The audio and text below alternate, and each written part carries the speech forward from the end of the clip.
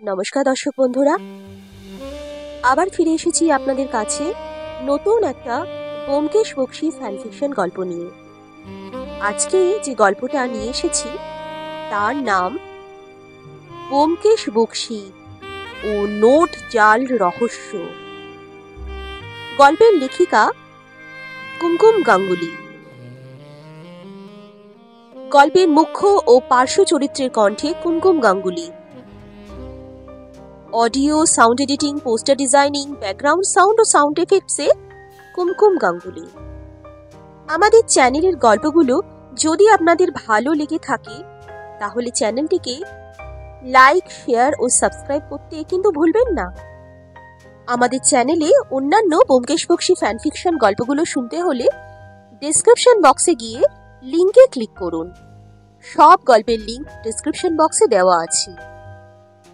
তবে শুরু হচ্ছে আজকের গল্প,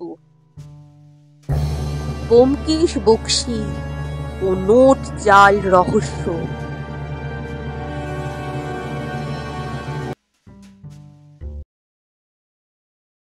শীতকাল, রাত্রি ৮টা। লেপ মুড়ি দিয়ে গল্প লেখায় রত আমি। পুটিরাম তখনও নৈশভোজের জোগাড়ে ব্যস্ত। এমন সময় টেলিফোনটা বেজে উঠল। এখন আবার কে ফোন করেছে? কি যে বিরক্ত অনুভব হলো। এই আবার লেপ ছেড়ে উঠে ফোন ধরতে যেতে হবে, কিন্তু পরক্ষণেই মনে হলো যদি ব্যোমকেশ হয়। তাড়াতাড়ি উঠে পড়লাম বিছানা ছেড়ে। হ্যালো হ্যালো, কে?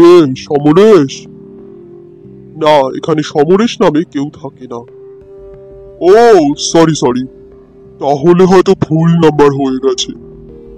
দুঃখিত, কিছু মনে করবেন না। না না, তাতে কি, বলে রিসিভারটা নামিয়ে রাখলাম। মুখে বললাম তাতে কি, কিন্তু মনে ভারী বিরক্ত হলাম। শুধু শুধু লেপ ছেড়ে বেরোতে হলো। আবার বিছানার দিকে পা বাড়াতে গেলাম। এমন সময় দরজায় কড়া নাড়ার শব্দ কানে এলো।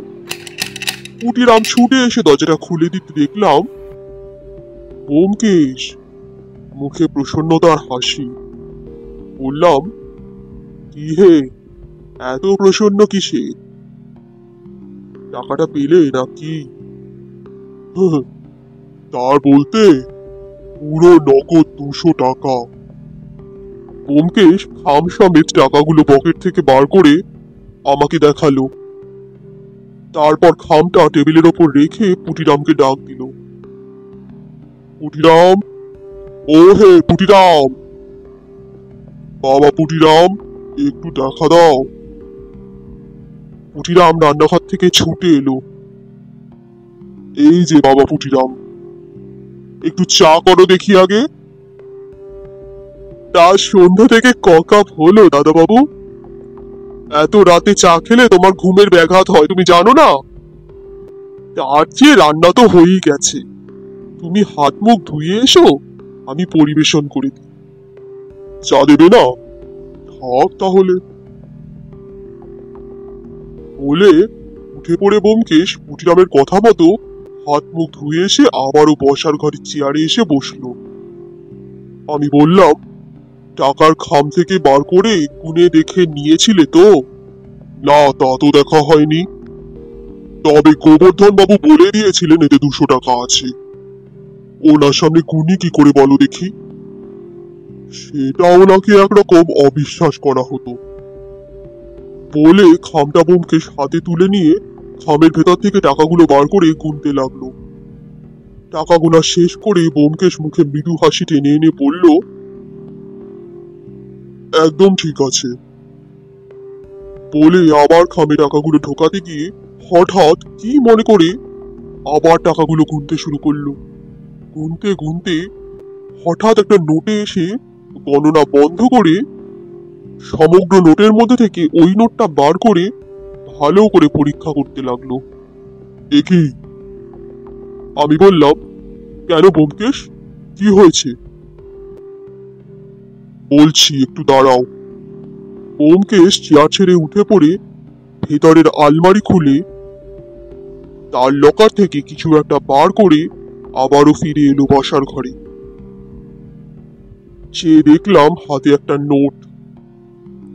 হাতের নোটটাকে ওই টেবিলে রাখা নোটের পাশাপাশি রেখে মেলাতে লাগলো ব্যোমকেশ। কিছুক্ষণ পর আমার দিকে না তাকিয়েই বলল, যা ভেবেছিলাম অজিত, জাল নোট। সে কি, দেখো ভালো করে। ভালো করে দেখেই বলছি অজিত। অবশ্য খুব ভালো করে না দেখলে তফাৎ বোঝাটা বেশ মুশকিল। আমি ভালো করে নোট দুটো পরীক্ষা করতে লাগলাম। বিশেষ লক্ষণগুলো ব্যোমকেশ চিহ্নিত করতে লাগলো। ভাবা যায়। কয়েক বছর ধরে কলকাতাতে কৃত্রিম নোটের আমদানি আরম্ভ হয়েছে। এই পরিমাণে আমদানি হচ্ছে যে সকলেই চমকিত হচ্ছে। জানো অজিত, নানা স্থান থেকে প্রেরিত কৃত্রিম নোটগুলো রাখার জন্য ব্যাংকে নতুন বিভাগ সংস্থাপিত করতে হয়েছে। নতুন কর্মচারীও নিয়োগ করা হয়েছে এই বিভাগগুলো পরিচালনা করার জন্য। বলো কি ব্যোমকেশ? হ্যাঁ অজিত, এই কৃত্রিম নোটের আগমনে সরকারকে প্রচুর ক্ষতিও সহ্য করতে হচ্ছে। পুলিশও অনুসন্ধান করে চলেছে ক্রমাগত, এবং যাদের কাছে এই নোট পাওয়া যায় তাদের সকলকেই পুঙ্খানুপুঙ্খ অনুসন্ধান করা হয়। এর দরুন নিরপরাধ ব্যক্তিদেরও অনেক মান সম্মান ক্ষয় হয়। আবার তাদের মধ্যেই অনেকেই অপমানিত হয়ে বিচারালয়ের দ্বারস্থ হয়। জানো অজিত? বলো কি ব্যোমকেশ, এত কিছু হয়ে গেছে? শুধু তাই নয়, কৃত্রিম নোট প্রস্তুতকারী ও প্রচারকারীকে ধৃত করতে পাকা পুলিশের কর্মচারী নিযুক্ত করা হয়েছে। ডিটেকটিভরাও অনেকেই গুপ্তভাবে অনুসন্ধান চালিয়ে যাচ্ছে। আমাকেও তো পুলিশের দফতর থেকে যোগাযোগ করেছে। এখন দেখছি এ ব্যাপারে অনুসন্ধান চালাতেই হচ্ছে। এরপর প্রায় 1 মাস কেটে গেছে। ব্যোমকেশ একদিন দুপুরে ফিরে এসে বলল, অজিত, কয়েকজন কৃত্রিম নোট নির্মাণকারীদের খোঁজ পাওয়া গেছে। তারা একটা বাগান বাড়িতে নিজেদের আস্তানা গেড়েছে। আমি এই 1 মাস কিছু সন্দেহজনক ব্যক্তিদের পিছু নিয়ে শেষ পর্যন্ত ওই বাগান বাড়ির অনুসন্ধান পাই। বাগান বাড়িতে কেউ বাস করে না। ওই বাগান বাড়ি যিনি মালিক, গৃহকর্তা, তিনি বিদেশে এখন বসবাস করেন। ব্যোমকেশের নির্দেশ মতো সন্ধেবেলাতে আমরা এই বাগান বাড়ির সামনে এসে পৌঁছলাম। সদর দরজায় দেখলাম তালা দেওয়া। ব্যোমকেশ ফিসফিস করে বলল, প্রাচীর পেরিয়ে সম্ভবত তারা ভেতরে প্রবেশ করেছে এবং এক এক করে নিজেদের দল সমবেত করে এখানে তাদের আস্তানা গিয়েছে। আর নির্বিঘ্নে তারা কৃত্রিম নোট ছাপানোর কাজ চালিয়ে যাচ্ছে এখানে দিনের পর দিন। তবে এটাও সত্যি, এক জায়গায় তারা বেশি দিন আস্তানা গাড়ে না। কোথাও 15 দিন, কোথাও 1 মাস। এইভাবেই তারা তাদের আস্তানা বদলাতে থাকে। সুতরাং বুঝতে পারছো, এই জায়গা ত্যাগ করার আগে আমাকে ওদের প্রমাণ সমেত হাতে নাতে পাকড়াও করতেই হবে। নয়তো একবার ওরা হাত ফসকে গেলে ওদের অনুসন্ধান পাওয়া মুশকিল হবে। চলো অজিত, এই বাগান বাড়ির প্রাচীর টপকে আমরা ভেতরে প্রবেশ করি। আমি আর ব্যোমকেশ প্রাচীর পেরিয়ে বাগানে প্রবেশ করলাম। প্রাচীরটা বেশ উঁচু। ব্যোমকেশ সাহায্য না করলে আমি সেটা পেরোতে কিছুতেই পারতাম না। মৃদু পায়ে 1 পা 2 পা করে দরজার সামনে এসে দাঁড়ালাম আমরা। ব্যোমকেশ আগে, আমি একটু পশ্চাতে। ব্যোমকেশ আগেই সতর্ক করে দিয়েছিল, শোনো অজিত, এদের কাছে আগ্নেয়াস্ত্র থাকতে পারে, ফলে তুমি একটু দূরত্বে দাঁড়িয়ে থেকো। পকেট থেকে বন্দুকটা বার করে নিঃশব্দে কান পেতে দরজার বাইরে দাঁড়িয়ে রইল ব্যোমকেশ। ব্যোমকেশ ইশারা করে জানালো যে কোনো শব্দই কানে আসছে না। প্রধান ফটকটা বাইরে থেকে তালা বন্ধ। অবাক কাণ্ড, তাহলে এরা প্রবেশ করলো কোথা থেকে? কোনো গুপ্ত দরজা নিশ্চয়ই আছে। এবার ব্যোমকেশ ইশারায় ওকে অনুসরণ করতে নির্দেশ দিল। সেই মতো আমি ব্যোমকেশের ইশারায় ব্যোমকেশের পিছু করে ঘরের পিছনের দিকটায় এসে পৌঁছলাম। দেখলাম ব্যোমকেশ চারিপাশে দৃষ্টি নিক্ষেপ করছে। কিছু সময় পরে একসময় ব্যোমকেশ বাগানের একটা কোণে প্রাচীর ঘেঁষে একটা মই দেখতে পেয়েছি। ব্যোমকেশের মুখে এবার দেখতে পেলাম সেই চেনা হাসি, কিন্তু মুখে আমরা কোনো শব্দ করলাম না। নিঃশব্দে মইটাকে সেখান থেকে দুজনে ধরাধরি করে তুলে দোতলার কার্নিশের সাথে লাগিয়ে দিল ব্যোমকেশ। ব্যোমকেশের ইশারায় প্রথম আমি উঠে পড়লাম মইটা পেয়ে। ব্যোমকেশ মইটাকে শক্ত করে ধরে রইল। এরপর ব্যোমকেশও আমার পাশেই উঠে এসে দাঁড়ালো। দোতলার কার্নিশের পাশেই দোতলার একটা বারান্দা। হাতে হাত ধরে কার্নিশ ডিঙ্গিয়ে আমরা বারান্দায় এসে পৌঁছলাম। ব্যোমকেশের সাথে থেকে আমিও নির্ভয়ে ওর সঙ্গে নানান অভিযান এখন করতে আর তত ভয় পাই না। ও তো সর্বদা আমাকে বিপদ থেকে দূরে থাকতে বলে, আমি স্বেচ্ছায় ওর সঙ্গ নিয়ে থাকি, যেমন আজ এসেছি।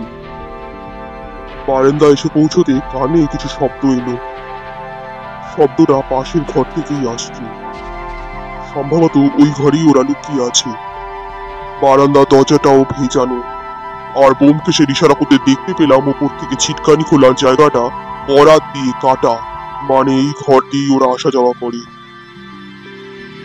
নির্জন, অপরিষ্কার, দুর্গন্ধ বিশিষ্ট স্থানে চুপচাপ আমরা বসে রইলাম। জোরে নিঃশ্বাস ফেলারও জো নেই। কাশির উপক্রম হলে কাশবার উপায় নেই। কিছুক্ষণ পর শব্দ থেমে গেল। দরজার ভাঙা অংশে চোখ রেখে ব্যোমকেশ দেখতে লাগলো। আমিও চোখ রাখলাম ব্যোমকেশকে অনুসরণ করে। ঘর ফাঁকা ও অন্ধকারযুক্ত। আমার হাত ধরে ব্যোমকেশ আরো মিনিট 5 অপেক্ষা করে দরজা আস্তে করে ঠেলে ঘরে প্রবেশ করলো। অন্ধকার ঘর। পাশের ঘরের আলোর একটু অংশ ওই ঘরে এসে পড়েছে। মনে হলো ঘরটা তত বড় নয়। ব্যোমকেশের হাত ধরে ঢুকে পড়লাম ঘরে। পাশের ঘর থেকে আলোটা আসছে। ব্যোমকেশ সর্বদা খুব সাহসী। ব্যোমকেশ পিস্তল উঁচিয়ে আস্তে করে উঁকি দিল ঘরে। আমাকে নির্দেশ দিল একটু পেছনে দাঁড়াতে। বারান্দার ডান দিকে একটা সিঁড়ি উপরে উঠে যাচ্ছে। ব্যোমকেশ সিঁড়ির দিকে পা বাড়ালো, সঙ্গে আমিও। অন্ধকার সিঁড়ি, নিঃশব্দে 1 পা 2 পা পেরিয়ে অবশেষে একটা ঘরে এসে আমরা প্রবেশ করলাম। ঘুটঘুটে অন্ধকার 3 তলার ঘর। দেশ লাইট জ্বালিয়ে ব্যোমকেশ এই ঘরের অবস্থানটা একবার দেখে নিল। যদিও আমাদের সাথে টর্চ ছিল, কিন্তু তার আলো আবার যদি ঘর থেকে বাইরে পড়ে, আর সেটা দোতলার ঘর থেকে কেউ যদি দেখতে পায়, সেটা অনুমান করে টর্চটা আমরা জ্বাললাম না। ব্যোমকেশ 3 তলার মেঝেতে কান পেতে সমস্ত ধ্বনি শ্রবণ করতে লাগলো। ব্যোমকেশের থেকে আমি আগেই জেনেছিলাম যে এরা খুব ধূর্ত। বহুবার খানা তল্লাশি করেও এদের দোষী সাব্যস্ত করা যায়নি, কারণ কোনো প্রমাণ এরা রাখে না।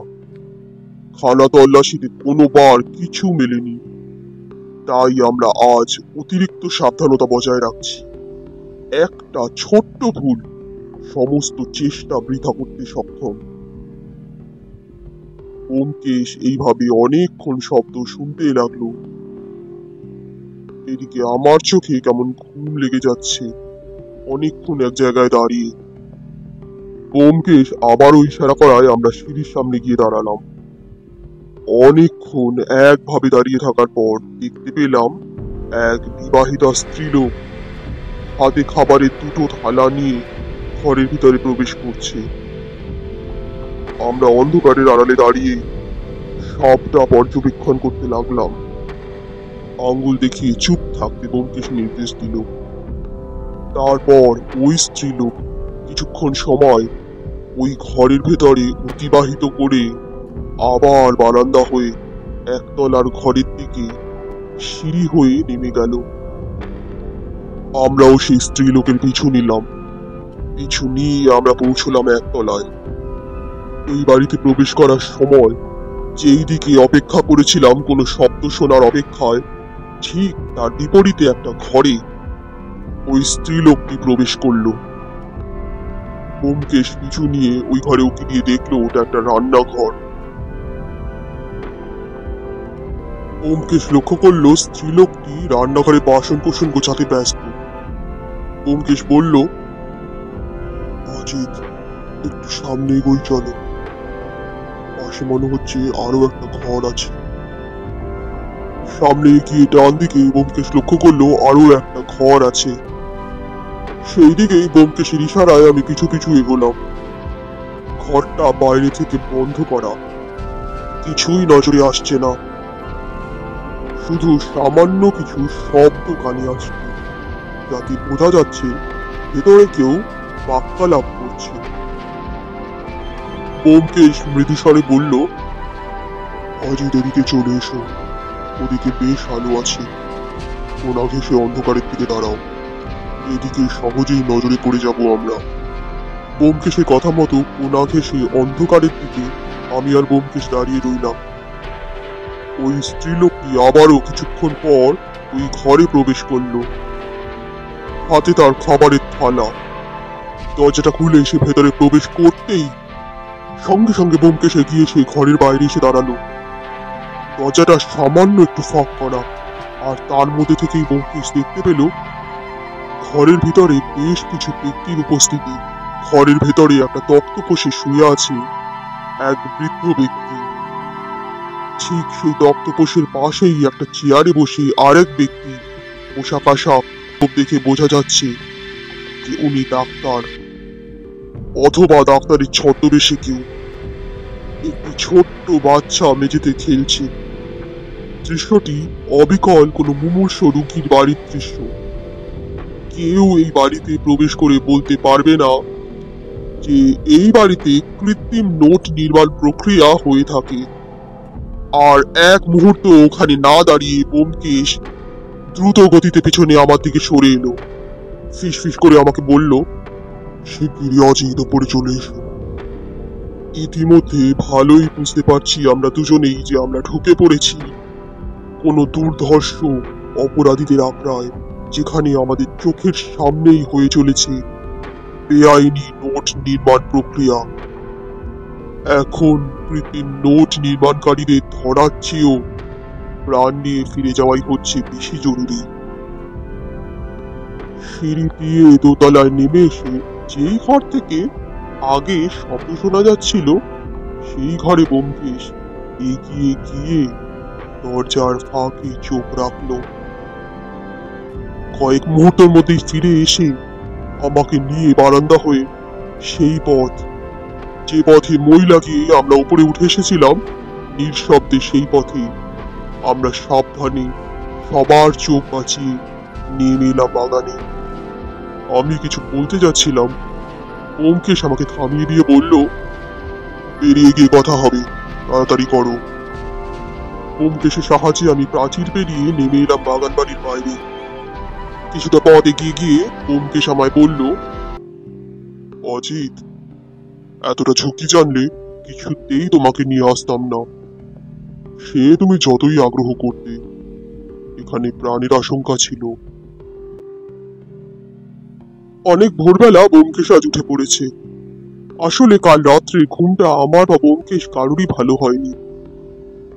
কালকে কর্মরত যে পুলিশ অফিসার উপস্থিত ছিলেন, তার সঙ্গে ব্যোমকেশ বা আমার কারোরই পরিচয় ছিল না আগে থেকে।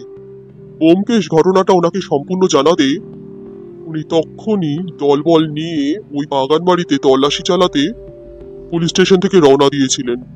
ব্যোমকেশ অবশ্য আগ্রহ করেছিল সঙ্গে যাওয়ার, কিন্তু সেই পুলিশ ইন্সপেক্টর জানিয়েছিলেন যে প্রাণের ঝুঁকি নিয়ে সেখানে আর আমাদের যাওয়ার প্রয়োজন নেই। কাজ তো বেশিরভাগটাই সারা হয়ে গেছে, এখন তো শুধু গ্রেফতারের পালা, সেটা পুলিশের হাতেই ছেড়ে দিতে। ব্যোমকেশ আর কথা না বাড়িয়ে আমাকে নিয়ে বাড়ি ফিরে আসে। তাই কাল খানা তল্লাশির পর যে কি ঘটেছিল তার কোনো খবরই আমাদের জানা নেই। ভোর তখন 6:30। হঠাৎ দরজায় কড়া নাড়ার শব্দ শোনা গেল। সেই সময় সবেমাত্র চায়ের পেয়ালাটা হাতে তুলেছে ব্যোমকেশ। তাড়াতাড়ি করে হাত থেকে চায়ের কাপটা নামিয়ে এগিয়ে গিয়ে দরজাটা খুলে দিল ব্যোমকেশ। দেখলাম কালকের সেই পুলিশ অফিসার নগেন দস্তিদার বাড়িতে এসে উপস্থিত হয়েছেন। কালকে ওনার সঙ্গে ব্যোমকেশ কথা বলার সময় বুঝেছিলাম ভদ্রলোক বেশ একটু অহংকারী প্রকৃতির, কিন্তু আজ এইভাবে তিনি বাড়িতে এসে উপস্থিত হওয়াতে আমি একটু আশ্চর্যই হলাম। কাল যিনি ব্যোমকেশকে সঙ্গে যাওয়ার অনুমতিটুকু দেননি, আজ সকালে নিজে এসে উপস্থিত হয়েছেন। আশ্চর্য ব্যাপার। ভেতরে আসুন। এই বলে ব্যোমকেশ ইন্সপেক্টর নগেন দস্তিদারকে ঘরের ভেতরে প্রবেশ করতে আমন্ত্রণ জানালো। পুলিশ অফিসার নগেন দস্তিদার ঘরে প্রবেশ করে আমাদের বসার ঘরের একটা চেয়ারে গিয়ে বসলেন। কালকের সেই দাপট আর তার চেহারায় উপস্থিত নেই। কেমন একটা নিস্তেজ মনে হচ্ছিল ওনাকে দেখে। ব্যোমকেশ খুব বিনম্রভাবে ওনাকে প্রশ্ন করলো, বলুন ইন্সপেক্টর, কালকে খানা তল্লাশি করার পর কি হলো? জাল নোট নির্মাণকারীরা শেষ অব্দি কি গ্রেপ্তার হয়েছে? আপনাদের কি খুব সংঘর্ষ হয়েছিল কাল? ইন্সপেক্টর নগেন দস্তিদার এক দীর্ঘ নিঃশ্বাস ছেড়ে উত্তর দিলেন, কালকে আপনার দেওয়া নির্দেশ মতো খবরটা পেয়ে আমরা ওই বাগান বাড়িতে তল্লাশি চালিয়েছিলাম। সদর দরজায় কড়া নাড়তে কেউ দরজা না খুলতে আমরা দরজা তালা ভেঙে ভেতরে প্রবেশ করতে উদ্যত হব, এমন সময় কানে শব্দ এলো, পিছনের দিকে একটা দরজা আছে, সেদিক দিয়ে প্রবেশ করুন। পিছনের দিকে পৌঁছে দেখি এক স্ত্রীলোক হ্যারিকেন হাতে দরজা খুলে দিল। স্তম্ভিত সেই স্ত্রীলোক প্রশ্ন করলো, আপনারা কারা? এত রাত্রে কার অনুসন্ধানে এসেছেন? আমি কোনো উত্তর না দিয়ে তাকে এক কনস্টেবলের চিন্ময় করে আরো এক কনস্টেবলের ওপর দরজা পাহারার ভার নিযুক্ত করে আপনার বলা নির্দেশ অনুযায়ী সিঁড়ি দিয়ে উঠে যেতে উদ্যত হলাম। এমন সময় ওই স্ত্রীলোকটি বলে উঠল, থামুন বাবু, পাশের ঘরে একটি বৃদ্ধ লোক মৃত্যুশয্যায় শায়িত আছে, একটু আস্তে আস্তে হাঁটাচলা করুন। আমি সেই মুহূর্তে স্ত্রীলোকটির কথায় থেমে গিয়ে আর সিঁড়ি দিয়ে দোতলায় যাওয়ার পরিবর্তে নেমে এসে দলবল সমেত পাশের ঘরটিতে প্রবেশ করলাম। ঘরে প্রবেশ করে দেখলাম ঘরের ভেতর একটা হ্যারিকেন জ্বলছে। খাটের ওপর এক বৃদ্ধ ব্যক্তি শুয়ে আছে, আর পাশে একটা চেয়ারে বসে আছেন একজন ডাক্তার। আমায় দেখে ডাক্তারবাবু প্রশ্ন করলেন, আপনি এই ঘরে কি চান? এই ঘরে একজন মুমূর্ষু রোগী থাকেন। আপনি যার খোঁজে এসেছেন দোতলাতে গিয়ে খোঁজ করুন। আমি আর বাক্য ব্যয় না করে সিঁড়ি দিয়ে দোতলায় উঠে গেলাম কনস্টেবলদের সঙ্গে নিয়ে। কিন্তু একটু বিলম্ব হলো দোতলায় পৌঁছতে, কারণ একে অন্ধকার, তার উপর অপরিচিত বাড়ি, আর ওই বৃদ্ধ রোগীর ঘরেও কিছুটা সময় আগেই নষ্ট হয়ে গেছিল। দোতলায় পৌঁছে দেখি একটা বড় বারান্দা, আর তার দুপাশে দুটো ঘর। তার মধ্যে একটা ঘরের ফাঁক থেকে একটু আলো বাইরে বেরিয়ে এসেছে। সেই ঘরের সামনে গিয়ে ঘরের দরজা সামান্য ধাক্কা দিতেই সেটা খুলে গেল।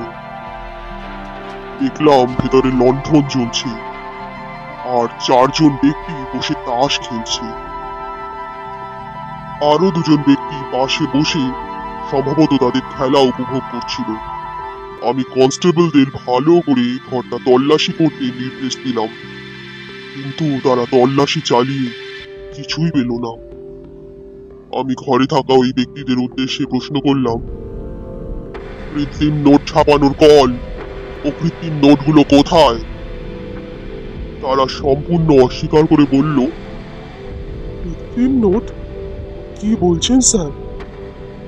আমরা তো সেসবের কিছুই জানি না। এখানে এক মুমূর্ষ বৃদ্ধ ব্যক্তি থাকে একতলাতে। ডাক্তার বলেছে আজ রাত কাটবে না। আমরা তো তাকেই তিরস্ত করতে এখানে রাত্রি যাপন করছি, আর তাস খেলে শুধু একটু সময় অতিবাহিত করছি, এই যা। বিশ্বাস না হয় আপনি ডাক্তারবাবুকে জিজ্ঞাসা করে দেখুন। আর আপনি এত জোরে কথা বলবেন না দয়া করে। ডাক্তারবাবু এই স্থানে কোনো জোরে শব্দ করতে নিষেধ করেছেন। আমি আবার ওই রুগীর ঘরের দিকে যেতে উদ্যত হলাম। এই 6 ব্যক্তি আমাদের সঙ্গে নিচের তলায় নেমে এলো। এবার সে ঘরে প্রবেশ করে দেখলাম মেঝেতে মাদুর বিছানো, আর তাতে বসে এক বৃদ্ধা স্ত্রীলোক, সঙ্গে তার কোলে এক শিশু। ডাক্তারবাবু বৃদ্ধ ব্যক্তির দিকে ঝুঁকে তাকে পরীক্ষা করছেন। বেশ কিছুক্ষণ পরীক্ষা করে ডাক্তারবাবু মাথা নেড়ে বললেন, উনি আর নেই। চিৎকার করে সেই স্ত্রীলোক কেঁদে উঠল। আমি ডাক্তারবাবুকে উপলক্ষ করে কিছু বলতে যাচ্ছিলাম, আমাকে দেখে ডাক্তারবাবু এগিয়ে এসে আমাকে বললেন, মশাই, কোনো গোলযোগ করবেন না এখানে। প্রয়োজন পড়লে আমাকে আমার চেম্বারে গিয়ে প্রশ্ন করবেন।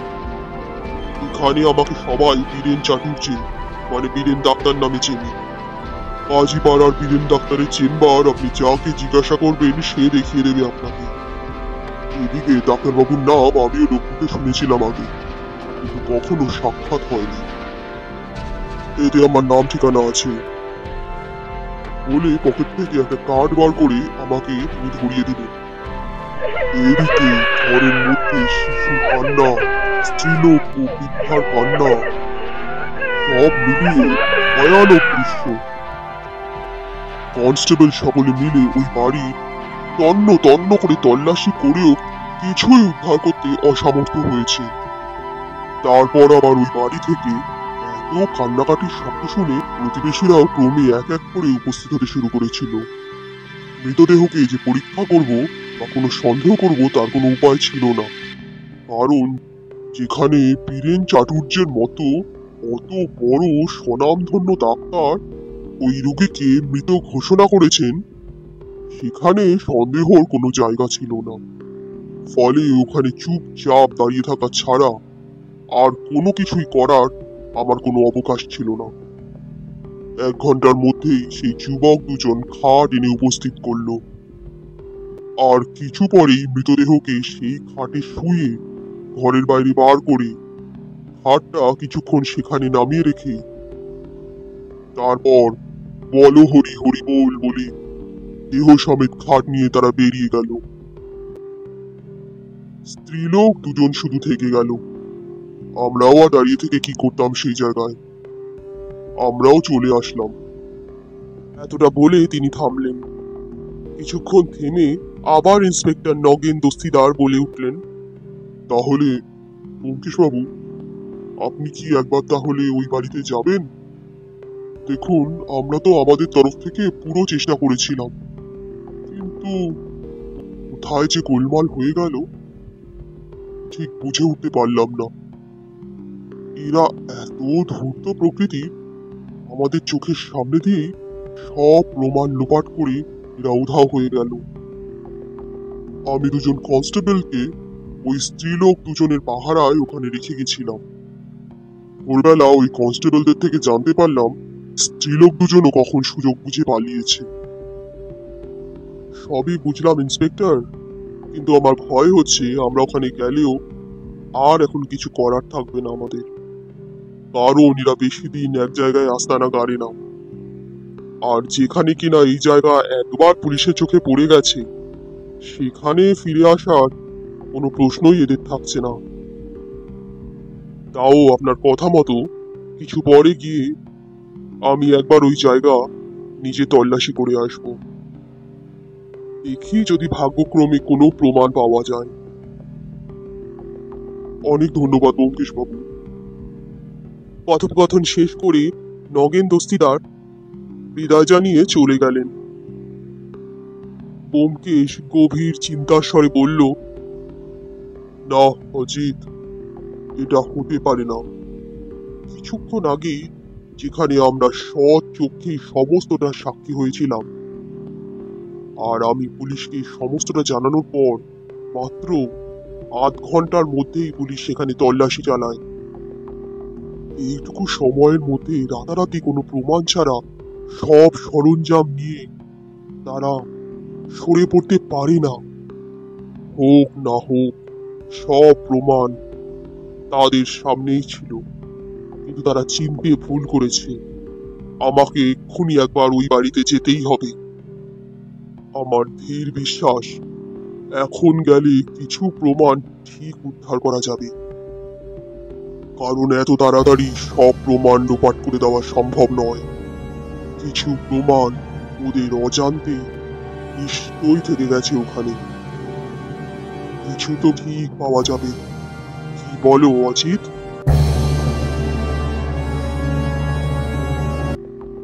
গল্পের প্রথম ভাগ আজ এখানেই সমাপ্ত হলো। গল্পের দ্বিতীয় ভাগটি শুনতে হলে আমাদের চ্যানেলটিকে সাবস্ক্রাইব করুন। গল্পের দ্বিতীয় ভাগটি পরের সপ্তাহে একই সময়ে আমাদের চ্যানেলে আপনারা শুনতে পাবেন। গল্পটি ভালো লাগলে চ্যানেলটিকে সাবস্ক্রাইব করতে আর গল্পটিকে বেশি করে লাইক শেয়ার করতে কিন্তু ভুলবেন না। তবে আজকের মতো এখানেই বিদায়। নমস্কার।